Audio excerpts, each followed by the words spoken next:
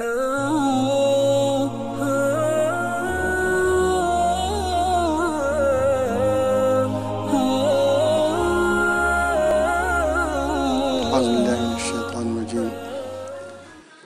اللہ الرحمن الرحیم۔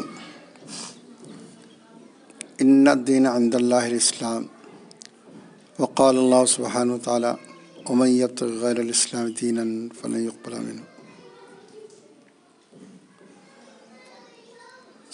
سیدنا حضرت آدم علیہ السلام سے لے کر خاتم الانبیاء جناب احمد مجتبیٰ محمد مصطفیٰ صلی اللہ علیہ وسلم تک سارے انبیاء اور رسولوں کا دین ایک رہا ہے، اور وہ دین اسلام ہے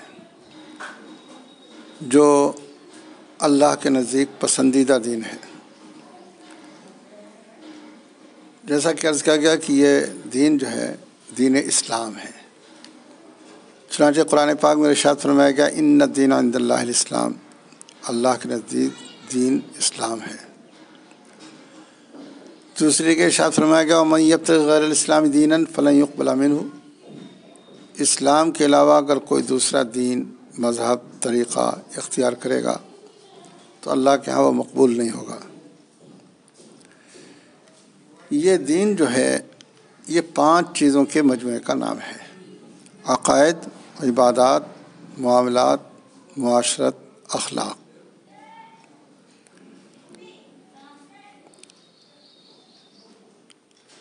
مگر کام کی تقسیم ہو گئی۔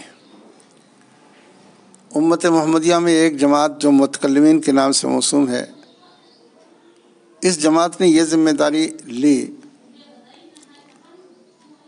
کہ قرآن و سنت کی روشنی میں ایک مسلمان کے عقیدے کیا ہونا چاہیے۔ چنانچہ ان حضرات نے قرآن و حدیث کی روشنی میں وہ باتیں، وہ عقیدے معلوم کیے جن کو متکلمین نے اپنی کتابوں میں مدون کر دیا اور جمع کر دیا۔ عقائد نصفی، عقیدۃ الطحاوی اس موضوع کی خاص کتابیں ہیں۔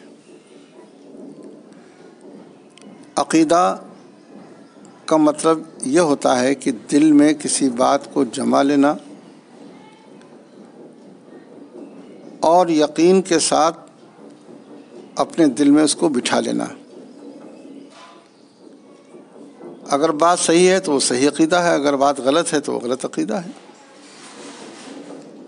کفار مشرکین اپنے دلوں میں اور اپنے قلوب میں غلط باتوں کو بٹھا لیتے ہیں اور ان کا یقین کرتے ہیں، تو ان کے عقیدے غلط ہیں۔ اس کے برعکس اہل ایمان و مسلمان ہیں کہ جو اپنے قلوب میں، اپنے دلوں میں صحیح باتوں کو جماتے ہیں اور درست اور ٹھیک باتوں کو اپنے دل میں بٹھاتے ہیں اور ان کا یقین کرتے ہیں، تو یہ صحیح عقیدے کہلاتے ہیں۔ تو جیسا کہ میں نے عرض کیا کہ یہ صحیح عقیدہ ایک مسلمان کے کیا ہونا چاہیے، یہ کام تو متکلمین نے کیا۔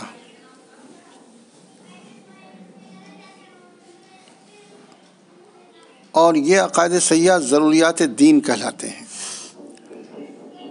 ان بنیادی عقیدوں میں سے کسی عقیدے کا اگر کوئی شخص انکار کرے گا تو وہ مسلمان نہیں ہو سکتا، جیسے توحید کا عقیدہ، رسالت کا عقیدہ۔ ملائکہ و فرشتے اللہ کی نورانی مخلوق ہیں۔ تورات، زبور، انجیل اور قرآن کریم اللہ کی کتابیں ہیں، اور اس کے علاوہ جو اللہ تعالیٰ نے صحیفے انبیاء پر نازل فرمائے۔ اسی طرح قیامت آئے گی، اس دن حساب کتاب ہوگا، اس بات کا عقیدہ بھی ضروری ہے۔ تقدیر پر بھی ایمان لانا ضروری ہے۔ تو یہ بنیادی عقیدے ہیں۔ اگر کوئی شخص ان بنیادی عقیدوں میں سے کسی عقیدے کا انکار کرے گا کہ جیسے کوئی توحید اختیار کرے لیکن رسالت کو نہ مانے، حضور کو نبی نہ مانے، تو وہ مسلمان نہیں ہو سکتا۔ اس امت محمدیہ میں ایک دوسری جماعت تیار ہوئی جو فقہا کے نام سے موسوم ہے۔ تو فقہا اکرام نے عبادات اور معاملات کو موضوع بنایا۔ قرآن و سنت کی روشنی میں ایک مسلمان کو عبادات کا اہتمام کرنا چاہیے، نماز کا اہتمام کرنا چاہیے، زکوٰۃ صاحب نصاب ہے تو دینی چاہیے، رمضان کے مہینے میں روزے رکھنے چاہیے، صاحب استطاعت ہے تو اسے حج کرنا چاہیے۔ غرض کی تمام مسائل جو عبادات سے متعلق ہیں فقہاء اکرام نے قرآن و سنت کی روشنی میں مستنبط کیے اور ان کو اپنی کتابوں میں مدون کر دیا۔ اسی طرح معاملات، بیع و شراء، خرید فروخت، حلال و حرام، ان ساری چیزوں کو بھی فقہاء اکرام نے بیان کر دیا۔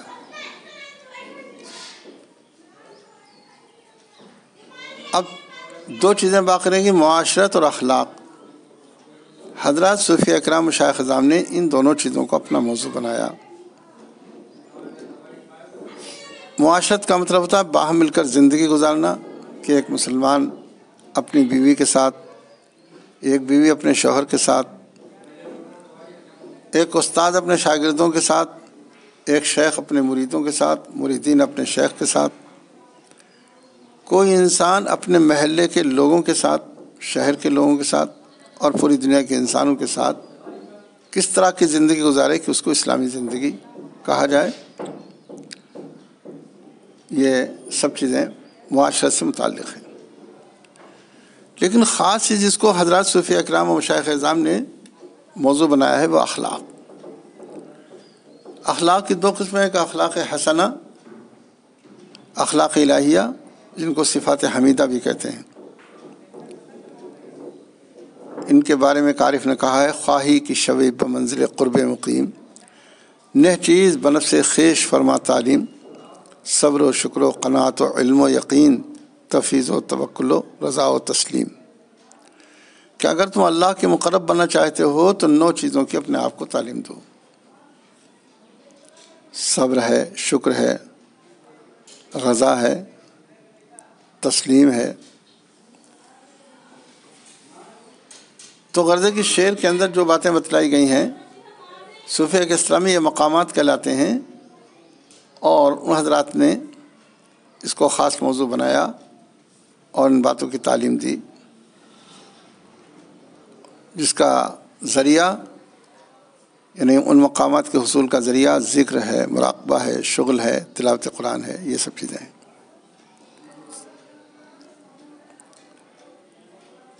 تو یہ ذمہ داری بھی ایک مسلمان کے ذمہ عائد ہوتی ہے کہ وہ اخلاق حمیدہ سے، اخلاق الہیہ سے آراستہ ہو۔ چنانچہ فرمایا گیا تخلقوا باخلاق اللہ، کہ اخلاق الہیہ سے آراستہ ہو، صفات حمیدہ۔ اسی طرح اخلاق رذیلہ سے اسے پاک ہونا چاہیے، جو صفات ذمیمہ کہلاتی ہیں۔ تو اخلاق رذیلہ کیا ہے سنیے، خواہش کی شود دل تو چو آئینہ، دہ چیز از برو کن درو نسینہ۔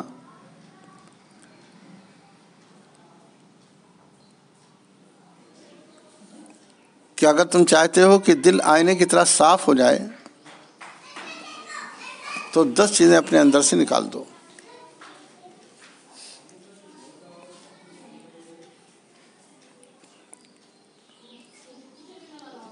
دہ چیز برو کن درو نسینہ۔